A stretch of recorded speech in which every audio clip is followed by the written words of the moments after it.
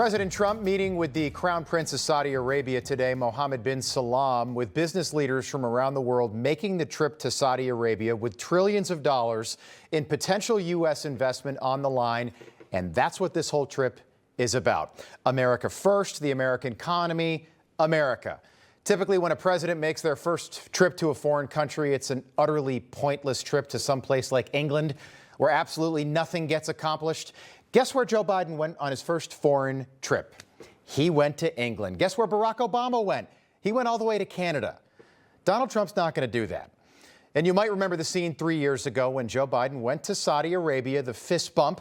Joe Biden said he would not shake the Crown Prince's hand after the murder of a Washington Post reporter that the left claims was approved by the Saudi Crown Prince. But because Joe Biden has got dementia, he forgot all about that a year later and gave the Crown Prince not only a handshake, but what the Associated Press described as a hearty handshake, which might be the most democratic description of a handshake I've ever heard. It was a really hearty handshake exchange. Nice to see you. It was a much different scene today with Donald Trump. Take a look.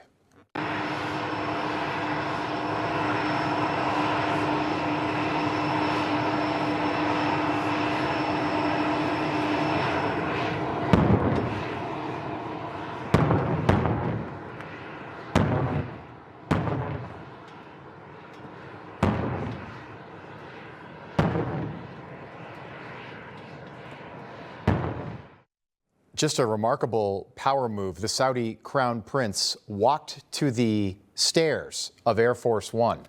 Again, the goal right now is a $1 trillion investment in the U.S. economy, and the welcome the president got today, completely different from what the Saudis gave Joe Biden 3 years ago. Donald Trump's limo was escorted by horses.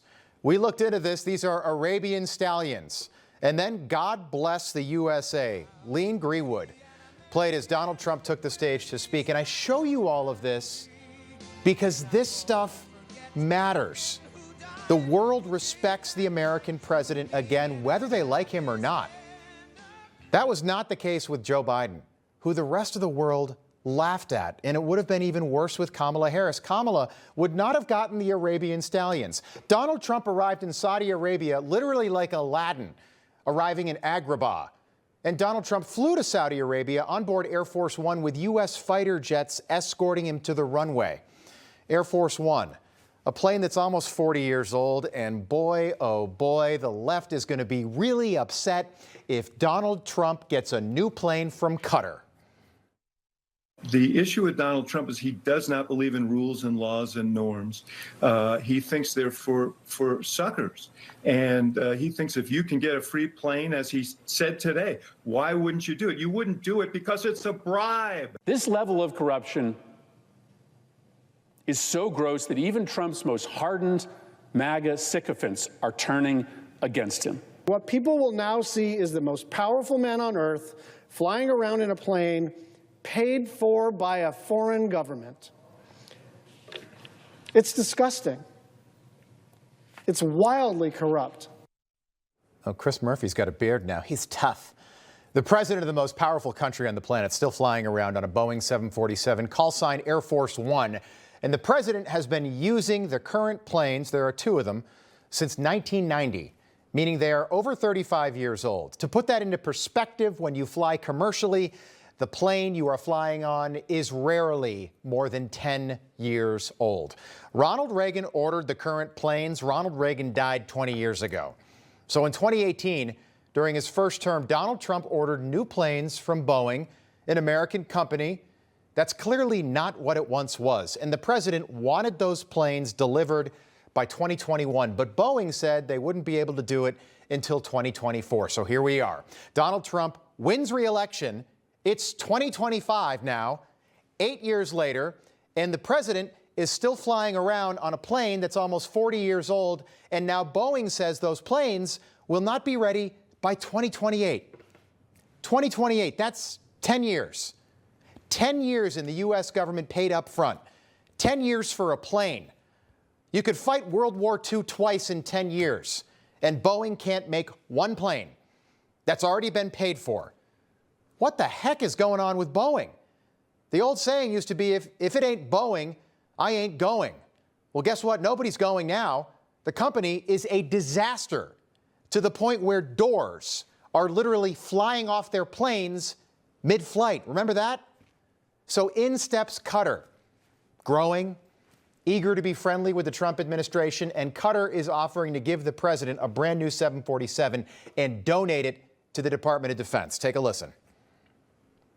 If we can get a 747 as a contribution to our Defense Department to use during a couple of years while they're building the other ones, I think that was a very nice gesture. Now, I could be a stupid person and say, oh, no, we don't want a free plane. We give free things out. We'll take one, too. And it helps us out because, again, we're talking about we have 40-year-old aircraft. Yes, which is kind of wild. Once again, the current plane's almost 40 years old. To put that into perspective, again, FDR, if he flew around on a 40-year-old plane at the start of the Second World War, he'd be cruising the friendly skies in the Wright brothers glider from the very first flight in North Carolina. It was 1903. Do the math.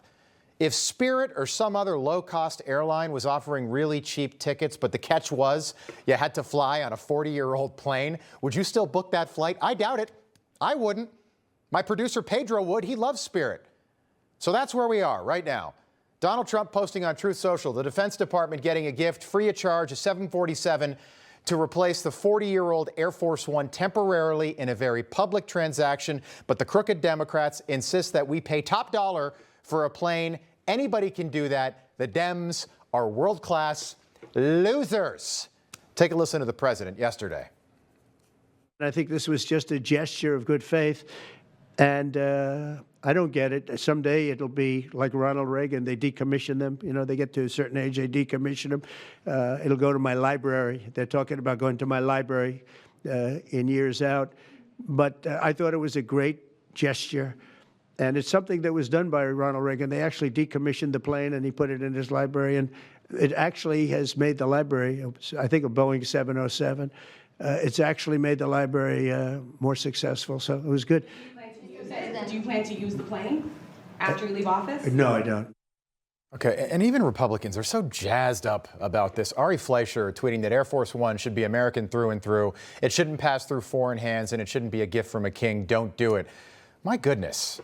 Democrats are suddenly so upset at even the hint of a quid pro quo because of something called the Emoluments Clause. Public officials can't accept gifts, but this plane would not be a gift to Donald Trump. It would be a gift to the United States.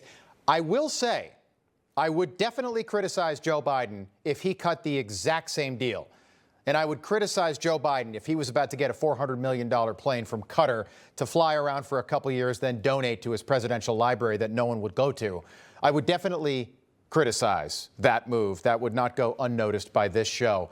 But the left never seemed to care when Hunter Biden was appointed to the board of a Ukrainian energy company when his dad was vice president. That didn't seem to bother anyone on the left. And let me ask you this. Do you think the Statue of Liberty was just a gift because they like us?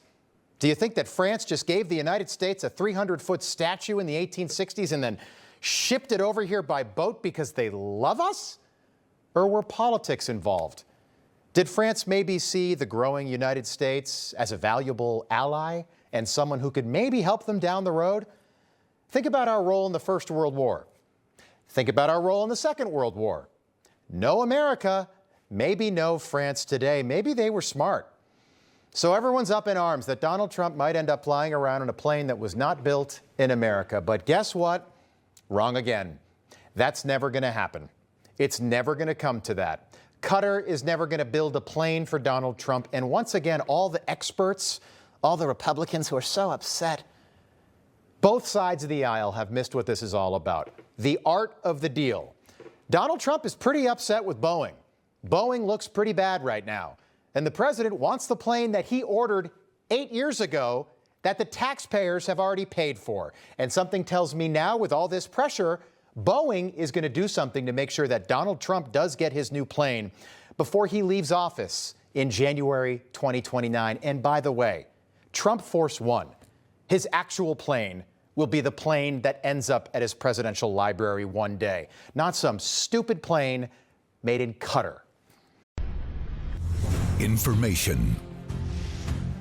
truth is freedom. Is Newsmax. It's real news for real people.